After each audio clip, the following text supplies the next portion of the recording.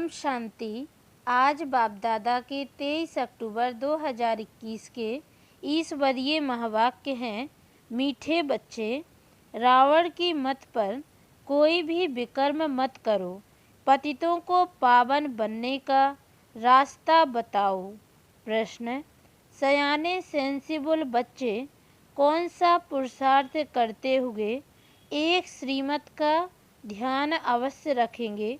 उत्तर: sensible बच्चे ऊंच पद पाने के लिए निरंतर याद में रहने का पुरुषार्थ करते हुए सदैव इस श्रीमत का ध्यान रखेंगे कि हमको निमित्त बन अनेक आत्माओं का कल्याण करना है। जो भौतों का कल्याण करते हैं उनका कल्याण स्वतः ही हो जाता है। गीत: तकदीर जगाकर आई हूँ। ओम शांति। बच्चों की बुद्धि में अभी नई दुनिया और पुरानी दुनिया दोनों हैं, क्योंकि बच्चे जानते हैं पुरानी दुनिया का विनाश अभी होने वाला है और नई दुनिया बाप ही रचते हैं। बच्चे जानते हैं शिव की जयंती भी मनाते हैं, रात्रि भी मनाते हैं। दोनों अक्षर का अर्थ दुनिया में कोई नहीं जानते। शिव जयंती अर्थात शिव का जन्म। अब यह तो मनुष्य का जन्म मनाते हैं, शिव का जन्म तो होता ही नहीं। समझते नहीं कि जन्म कैसे लेते हैं। श्री कृष्ण का तो गाया हुआ है कि उनका जन्म हुआ। शिव जयंती के लिए कोई वर्णन ही नहीं है, गाया हुआ भी है। परम पिता परमात्मा ब्रह्मा द्वारा स्थापना करते हैं। क्या ऊपर सूक्ष्म वतन में बैठ किसको प्रेरणा करते हैं? यह तो हो नहीं सकता। याद तो करते ही हैं पतित पावन बाप को। जब बाप खुद आकर समझाएं तब मनुष्यों की बुद्धि में बैठे। ये ड्रामा में होने के कारण बाप को ही आना ही संगम पर है। तुम बच्चे जानते हो कि बाप आया हुआ है, परंतु अभी तक ऐसा कोई मुश्किल ही समझते हैं। यह ओपिनियन में कोई नहीं लिखते कि बरोबर परमात्मा ब्रह्मा द्वारा भारत को फिर से श्रेष्ठाचारी सतयुगी दुनिया बना रहे हैं। यथार्थ रीति कोई समझते नहीं है कि बाप आया हुआ है, स्वर्ग की राजाई का वर्षा दे रहे हैं, राजयोग सिखला रहे हैं। हजारों आते हैं, फिर कोई ठहरते हैं, उनसे भी आते आते फिर घटते जाते हैं। कितने तमो प्रधान बुद्धि बने हैं जो इतनी सहज बात समझ नहीं सकते। बाप कहते हैं मामेकम याद करो तो तुम्हारे विकर्म विनाश हो जाएं। यह योग अग्नि है जिससे तुम सतो प्रधान बन जाएंगे। कोई भी विकर्म नहीं करो। विकर्म कराने वाला है रावण, उनकी मत पर नहीं चलो। कोई को दुख ना दो। बाप आया है पतितों को पावन बनाने। बाबा कहते हैं तुम्हारा भी यही धंधा है, रात दिन यही चिंतन करो। हम पतितों को पावन बनने का रास्ता कैसे बताएं? रास्ता बहुत सहज है। योग बल से ही हम सतो प्रधान बनेंगे। यह है अविनाशी सर्जन की दवाई। यह कोई मंत्र आदि नहीं है। यह तो बाप को सिर्फ याद करना है। कितना क्लियर समझाते हैं। कल्प कल्प यह समझाया था। गाते भी हैं ज्ञान भक्ति वैराग्य। वैराग्य किसका? इस पुरानी छीछी दुनिया का। पुरानी दुनिया में बिल्कुल पाप आत्मा बन गए हैं। कहते भी हैं पतित पावन लिबरेटर आओ। लिबरेट किससे करना है? दुख से, रावण राज्य से। रावण को अंग्रेजी में इविल शैतान कहते हैं। तो कहते हैं शैतान राज्य से मुक्त कर घर ले चलो, हमारा गाइड बन साथ ले चलो। जैसे कोई जेल से छुड़ाए बहुत प्यार से घर में ले जाते हैं। बेहद का बाप सब बच्चों को खातरी देते हैं, तुमको हम जेल से छुड़ाने आया हूँ। मेले प्रदर्शनी में भी यह मॉडल रूप में दिखाया गया है। कैसे सब जेल में पड़े हैं, फिर भी मनुष्य कुछ समझते थोड़ी हैं। बाप कितना सहज रीति समझाए विश्व का मालिक बनाते हैं। कहते हैं मुझे याद करो तो तुम्हारे पाप कट जाएंगे, तुम सत्युग के मालिक बन जाएंगे। कितना सहज है। कोई भी धर्म वाला समझ जाए। बताना चाहिए फलाना धर्म कब स्थापन होता है। अंत में सभी आत्माएं अपने अपने सेक्शन में चली जाएंगी। फिर शुरू होगा देवी देवता धर्म। ब्रह्मा द्वारा स्थापना यह लिखा हुआ है। त्रिमूर्ति का चित्र है नंबर 1। त्रिमूर्ति और गोला इस चित्र पर बिल्कुल क्लियर समझाया जा सकता है। यह भी समझाया है, एक है शांति धाम, दूसरा है सुख धाम और यह है दुख धाम। इस दुख धाम से चाहिए वैराग्य। अब भक्ति की रात पूरी हुई, सतयुग त्रेता का दिन शुरू होता है। बाप कहते हैं अब पुरानी दुनिया खत्म होनी है, इसलिए इससे वैराग्य चाहिए। वह है हद का वैराग्य, यह है बेहद का वैराग्य।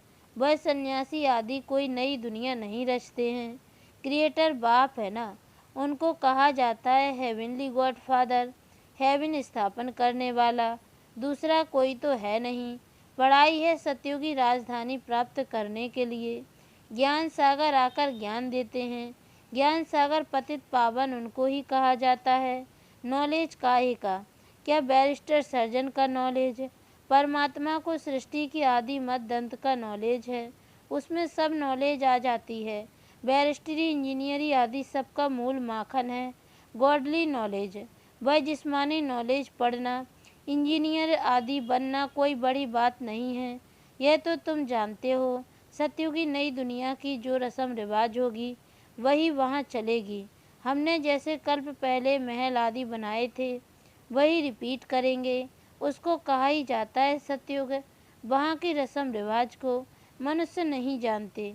वहाँ कैसे हीरे जवाहरातों के महल बनते हैं वह गाए ही जाते हैं। 16 कला संपूर्ण, संपूर्ण निर्विकारी। जो रस्म रिवाज होगी उस अनुसार राजाई चलेगी। वह ड्रामा में नूंद है। आत्माएं अपना पाठ बजाएंगी। मकान कैसे बनाएंगे, कैसे रहेंगे, वह सब नूंद है। जैसे इस पुरानी दुनिया की चलती है वैसे उस दुनिया की चलेगी। यहाँ है असुर, असुर वहाँ है देवता। शास्त्रों में यह बातें कुछ नहीं हैं। ज्ञान और भक्ति गाते भी रहते हैं। ब्रह्मा का दिन, ब्रह्मा की रात है, ब्रह्मा का ही नाम लेते हैं, विष्णु का नहीं। ब्रह्मा ही विष्णु हो जाते हैं। ब्रह्मा सरस्वती विष्णु के 2 रूप लक्ष्मी नारायण हैं। इसलिए बाबा ने समझाया है कि लक्ष्मी नारायण ही 84 जन्म बाद यह बनते हैं। राजयोग की तपस्या करते ही यहाँ हैं, सूक्ष्म वतन में नहीं। यज्ञ आदि भी यहाँ रचा जाता है। बाप समझाते हैं यह अंतिम यज्ञ है। फिर सतयुग त्रेता में कोई यज्ञ नहीं होता, किस्म किस्म के यज्ञ रचते हैं। बरसात नहीं हुई तो यज्ञ रचेंगे, कोई भी दुख आता है तो यज्ञ रचते हैं। समझते हैं यज्ञ से दुख टल जाएंगे। यह तो सबसे बड़ा यज्ञ है, जिस ज्ञान यज्ञ से सारी सृष्टि के दुख टल जाते हैं। यह है राजस्व अश्वमेध अविनाशी ज्ञान यज्ञ। सब इसमें स्वाहा हो जाएंगे। कितनी अच्छी रीति समझाया जाता है। दिल्ली में मंडप बनाए मेला किया है, यह भी अच्छा है। मंडप बनाने में कोई देरी थोड़ी लगती है। यह जो हॉल के लिए इतना हैरान होना पड़ता है, इससे तो अपना मंडप बना ले। छोटे छोटे गांव के लिए तो छोटा मंडप भी बना लो। गांव आदि में बत्ती आदि ना हो तो दिन में भी प्रदर्शनी हो सकती है। अपना ही सामान हो, लोन पर क्यों लेवें। बाप डायरेक्शन दे रहे हैं प्रदर्शनी कमेटी को, वाटर प्रूफ मंडप बना लेवें। भल बरसात पड़े हर्जा नहीं। बाबा जब दिल्ली गया था तो ठंडी में भी मंडप में जाकर भाषण करते थे। ठंडी के लिए तो सबको गर्म कपड़े हैं, प्रदर्शनी के लिए तो कितने भी मंडप बना सकते हो, कोई विघ्न ना डाले। अच्छा इंश्योरेंस कर दो, सर्विस तो करनी होती है ना, समझाना भी है, बाप का पूरा परिचय देना है। अभी तो हम बाप के साथ हैं। ज्ञान सागर बाप से हमें ज्ञान मिल रहा है। सतयुग में ज्ञान की दरकार नहीं रहती। बाप कहते हैं मैं सदगति के लिए आया हूँ, फिर रावण से दुर्गति होती है। सदगति दाता तो एक बाप ही है। कितना क्लियर समझाया जाता है, परंतु खुद समझते नहीं, सिर्फ कह देते यह मनुष्यों के लिए बहुत अच्छा है, बाकी खुद समझें उसके लिए फुर्सत नहीं। बड़े बड़े लोगों को भी कितना जाए समझाते हैं। सिर्फ यह समझो कि बाप कैसे श्रेष्ठाचारी दुनिया बनाते हैं। श्रेष्ठाचारी बनाना बाप का काम है।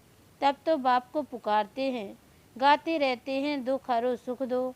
यह भी समझते हैं बाप आएगा तो हम बलिहार जाएंगे, श्रीमत पर एक्यूरेट चलेंगे। फिर भी बाप के श्रीमत पर चलते नहीं। मनुष्यों को तो पता नहीं भगवान क्या चीज़ है। सर्वव्यापी कह देते हैं। अरे पतित पावन भगवान तो एक है ना, वह सर्वव्यापी कैसे होगा? फिर तो सब भगवान कहलाएं। भगवान कोई छोटा बड़ा थोड़े ही होता है। प्रदर्शनी में यह भी दिखाया है। कोई मांस खाते हैं, कोई लड़ते हैं। क्या यह सब भगवान करते हैं? उस समय मनुष्य खुश होकर चले जाते हैं। बाहर गए फिर वहाँ की वहाँ रही। सिर्फ प्रजा बनती है। राजा बनने के लिए कितना माथा मारते हैं, हाथ सब उठाते हैं राजा बनने के लिए। फिर 5-7 रोज के बाद देखो तो है ही नहीं। माया कितनी जबरदस्त है, झट फंसा देती है। राजधानी स्थापन करना कितना डिफ़िकल्ट है। धर्म स्थापन करने में डिफ़िकल्टी नहीं है। वहाँ कोई असुरों के विघ्न थोड़ी ही पड़ते हैं। यहाँ बच्चे कहते शादी नहीं करेंगे तो बाप कहता शादी तो ज़रूर करनी है। शादी बगैर दुनिया कैसे चलेगी?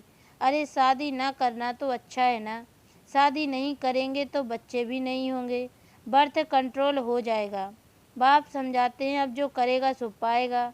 आगे चलकर बहुत जल्दी जल्दी बनेंगे। तुम बच्चे जानते हो जैसे कल्प पहले स्थापना हुई थी वैसे ही होगी। जो दिन बीता वह कल्प पहले मुआफिक है। रात को सोते हैं ख्याल चलता है आज सारा दिन जो पास हुआ वह ड्रामा अनुसार, फिर कल जो होगा सो ड्रामा अनुसार होगा। सिवाय तुम्हारे और किसको भी पता नहीं कि ये ड्रामा है। उसका आदि मध्य अंत क्या है कुछ पता नहीं। तुमको मालूम है तुम पुरुषार्थ करते हो और तो सब घोर अंधियारे में है। जो कुछ पाठ चलता है वह ड्रामा अनुसार। आज यहाँ बैठे हो और कल बीमार हो जाते, वह भी कहेंगे ड्रामा अनुसार। भोगना भोगनी है, कल्प कल्प ऐसे होगा। ड्रामा बुद्धि में है इसलिए कोई फिक्रात नहीं होती। विघ्न पड़ते हैं, काम में देरी पड़ती है। समझते हैं कल्प कल्प देरी पड़ी होगी। आसार ऐसे मालूम पड़ते हैं। ऊंच पद पाने के लिए पुरुषार्थ बहुत करना है। देखना है कि हम ऊपर चढ़ रहे हैं, बाबा की सर्विस करते हैं कि एक जगह पर खड़े हैं। हम कोई का कल्याण करते हैं, बहुतों का कल्याण करेंगे तो हमारा भी कल्याण होगा। इम्तिहान जब पूरा हो जाएगा फिर सब मालूम पड़ जाएगा कि हम यह पद पाएंगे। कल्प कल्पांतर की बाजी है। फिर पिछाड़ी में बहुत पछताएंगे कि हमने इतना समय पुरुषार्थ क्यों नहीं किया, बाबा की श्रीमत पर क्यों नहीं चले। बाबा सिर्फ कहते हैं मन मना भाव बस। कितने प्यार से कहते हैं बच्चे मुझे याद करो, औरों को भी रास्ता बताने की सर्विस करो। क्यों नहीं पुरुषार्थ कर ऊंच पद पाना चाहिए। उनको कहेंगे सयाने सेंसिबल बच्चे। पढ़ाने वाला भी समझते हैं कि ये श्रीमत पर नहीं चलते, किसका कल्याण नहीं करते हैं तो ज़रूर पद भी कम मिलेगा। जितना बहुतों को रास्ता बताएंगे उतना ऊंच पद पाएंगे। अपने लिए सर्विस करनी है, जो करेगा सो पाएगा। तो पुरुषार्थ करना चाहिए कि हम क्यों नहीं ऐसी सर्विस करें। कहाँ प्रदर्शनी होती है तो वहाँ हाफ पे पर भी जाकर सर्विस करते हैं, कोई तो फुल पे भी छोड़कर सर्विस करते हैं। बाबा कहते बाल बच्चों के लिए कुछ चाहिए तो भेज दें। शरीर निर्वाह तो चाहे 1000 से करें चाहे 10 रुपए से करें। पैसा कोई के पास बहुत है तो लाखों रुपया भी खर्चा होता है। बाबा तो कहते भल तुम घास काटते हो, सिर्फ बाप को याद करो तो 21 जन्मों के लिए स्वर्ग के मालिक बन जाएंगे। अच्छा मीठे मीठे सिकी लदे बच्चों प्रति माता पिता बाप दादा का याद प्यार और गुड मॉर्निंग। रूहानी बाप की रूहानी बच्चों को नमस्ते। और हम रूहानी बच्चों की ओर से भी रूहानी माता पिता बाप दादा को याद प्यार और गुड मॉर्निंग बाबा नमस्ते। धारणा के लिए मुख्य सार है। पहली पॉइंट है सब फिक्रातों से छूटने के लिए ड्रामा को बुद्धि में यथार्थ रीति रखना है जो बीता कल्प पहले मुआफिक है। नंबर 2 रात दिन यही चिंतन करना है कि हम पतितों को पावन बनाने का रास्ता कैसे बताएं। श्रीमत पर अपना और दूसरों का कल्याण करना है। वरदान, सर्विस व पुरुषार्थ में सफलता प्राप्त करने वाले डबल ताजधारी भव। संगम युग पर सदा स्वयं को डबल ताजधारी समझकर चलो। एक लाइट अर्थात प्योरिटी का ताज और दूसरा जिम्मेवारियों का ताज। प्योरिटी और पावर, लाइट और माइट का क्राउन धारण करने वालों में डबल फोर्स सदा कायम रहता है। ऐसी डबल फोर्स वाली आत्माएं सदा शक्तिशाली रहती हैं। उन्हें सर्विस व पुरुषार्थ में सदा सफलता प्राप्त होती है। स्लोगन, दिव्य गुणों के आधार पर मन, वचन और कर्म करना ही दिव्यता है। ओम शांति।